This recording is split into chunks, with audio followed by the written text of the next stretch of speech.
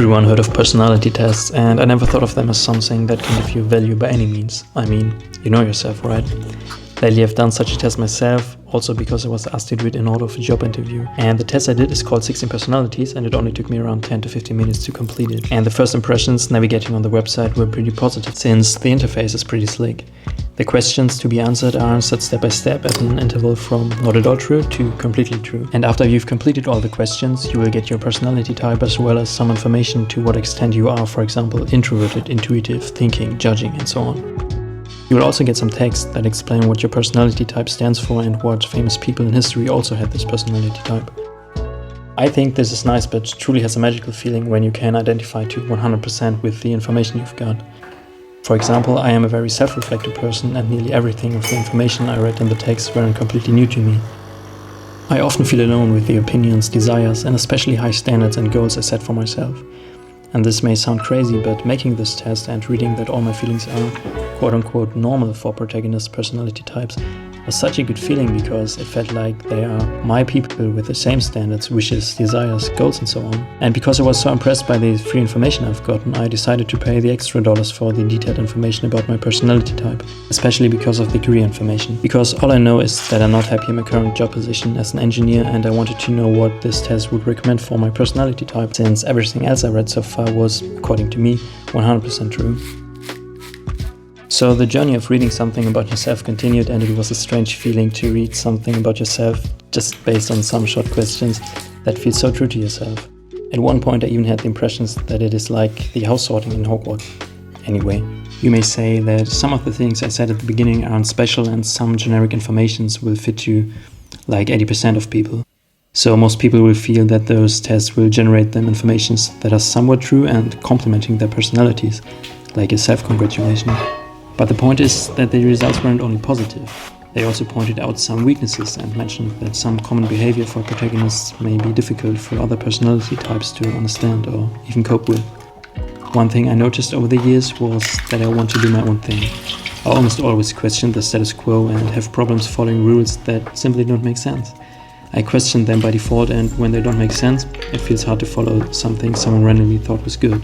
Diving deeper into the readings, it said that I may have problems doing monotone, data-driven tasks, and that is 1000% what I'm feeling during most engineering jobs. You know, I studied mechanical engineering because I was fascinated about ancient engineers, and also modern engineering because it is of technical progress that we enjoy our everyday life the way we do, and nearly everything of this is made possible by engineers in different fields. I thought I could have a big impact on the world, engineering solutions for problems. So my motivation to study engineering was to help others and make the world a better place.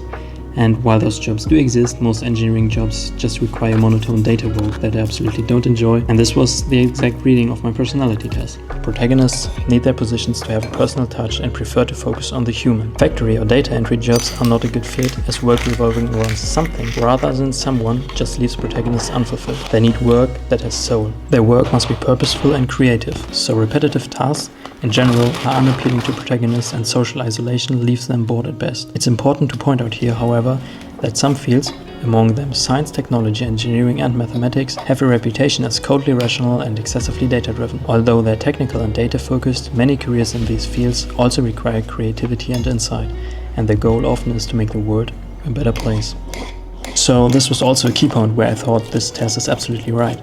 I decided to study mechanical engineering, but only because of the motivation to make the world a better place. And since this is in most common engineering jobs simply not the case, but rather make the company more money, I don't really enjoy the work as much as I thought I would. To be exact, I absolutely hate working such a job so much that sometimes it feels like there's not enough air to breathe. It is hard to describe, but I feel like I absolutely need to shift my career and find something that I truly love. The test also clearly stated that creative work like photography, videography, writing, as well as medical jobs like being a physician are well suited because they clearly appeal to the wish to work creative and on my own terms, or regarding the medical field, helping people and focusing on the person and not just things.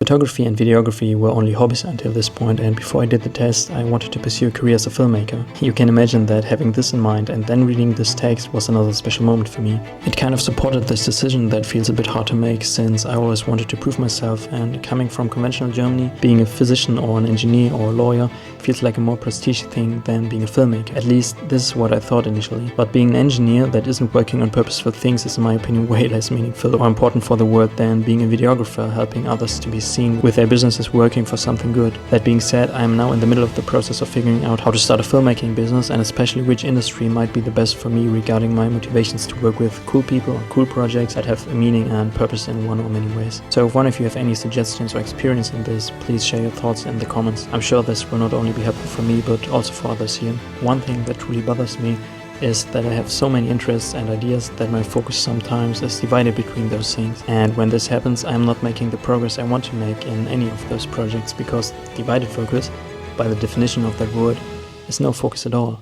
Either you focus on something or you don't. And although I know that I need to focus on one idea or project to make the progress I want to, it feels difficult to decide which project I want to focus on, because it feels almost painful to don't focus on all the other projects while I focus on a single one. Although I am very thankful for my interests and many ideas I have, it is sometimes difficult. I don't know any person that have this problem in the extreme extent I experience it, and this feels strange sometimes. An inevitable thought that comes to mind is, why is it this way, and especially why does it seem that I am alone with this feeling? And the test explained this in the following exact words. This doesn't mean that protagonists have difficulty seeing choices. In fact, they're likely to face the opposite problem. Many protagonists struggle to begin a career early on because they see 10 wildly different paths forward, each with its own intrinsic rewards. Such choices are alluring, but they can also be heartbreaking because each decision means abandoning many other possibilities. And this is when I thought to myself, I'm not alone with this kind of thinking. And this felt pretty good, because knowing that there are others having the same way of thinking as you gives a sense of community. And people, since the beginning of humanity, come together in a community for a reason. When you are alone, you are more vulnerable than in a group. I can imagine that everyone asked this question to themselves at one point regarding a special behavior, and I can only recommend doing this test and reading about your personal results. The test stated that I might enjoy teaching and helping others becoming the best versions of themselves. As I said in a previous video, I have a strong passion for self-development, which seems to be common for protagonist-type personalities. And in the past, I gave some advice to friends and family which helped different people in different situations, and this truly felt amazing.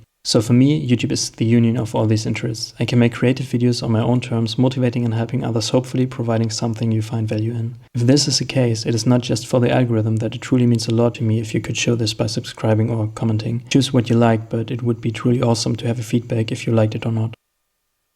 Ladies and gentlemen, we're in for an incredible night. Oh, we're taking it up a notch. I can't believe what I'm seeing right now. But when you take away only one information from this video, it should be this. No matter in what situation you are right now, good or bad, chances are that you are not alone. Even if you are convinced that this is the case, there will be people that experience what you're experiencing right now. There will be people that can answer your question and give you a helping hand in whatever situation you find yourself. Just don't lose hope. You never know when things may turn to gold. The best thing you can do is just don't give up. After every night, no matter how long it may seem, the sun will rise and the day will begin. The most powerful thing you can do to yourself is to truly, from the bottom of your heart, with almost delusional confidence, believe in yourself and believe that everything you want to become will become your reality. Master the law of attraction. You have to start when you don't feel ready, because if you wait until you feel ready, you will never start. May your dreams come true, and as always, have a great one. Ciao.